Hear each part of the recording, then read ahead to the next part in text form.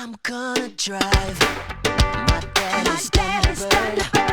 White, red, ride 66, so glam, it's absurd. I'm gonna put her in the backseat and drive her to Tennessee.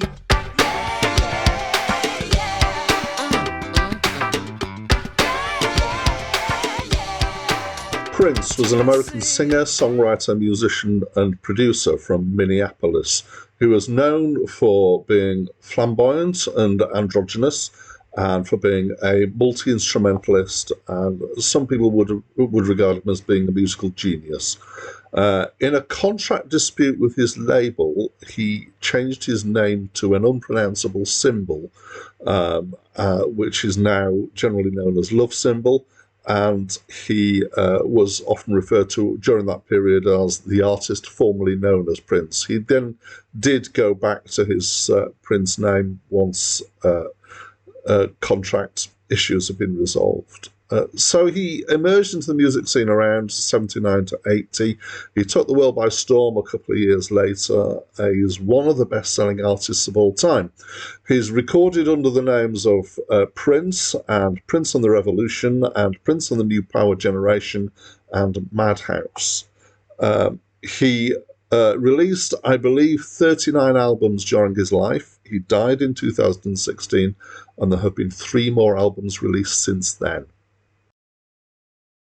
Hi, my name's Dan. So this was Prince's 10th studio album, and most of the playing on here is by Prince himself, but there are some other instrumentalists involved. It didn't do so well as some of his previous albums. I do recognise some of the songs on it as being things that were played on the radio as singles, but there was no mega hit singles from this. And the artwork on the cover was considered controversial because he is not wearing any clothes. So I would describe this, I'm not really sure how to describe Prince's music. All sorts of terms have been used. I would say it's kind of electro-funk-pop. I think that's probably the best that I can get. But the other thing I would say is it's very Prince. His production is quite distinctive. I mean, his voice is also, he can sing. He's got quite a wide range in his singing. I'd say it's quite poppy and dancey for at least certainly some of it. It's quite varied musically and quite rich, I would say. I think I can hear in here elements of what became New Jack Swing. So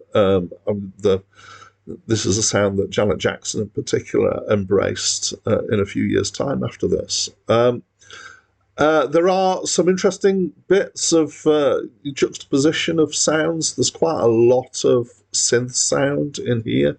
A particular synth bass is in here, but there's he has a particular thing of mixing in rock guitar in some of the tracks, so kind of overdriven stuff. So everything else kind of sounds like poppy R&B-ish, but then he's got more rock elements in there. I think probably the strongest song for that is Glam Slam. He's one of the tracks, Dance On, is quite interesting rhythmically because the drumming is quite complex, and it reminds me of, to my mind, I'm not an expert in these things, but I think it kind of predates drill drumming, but it has that kind of feel to it in some ways. The songs are generally about positivity, social commentary. There's quite a bit about religion in here and a fair amount about sex. I actually ended up listening to this quite a few times for reasons that are not at all interesting. But I found that I was enjoying it. I feel like it's a rich album. It's decent. So that's what I think.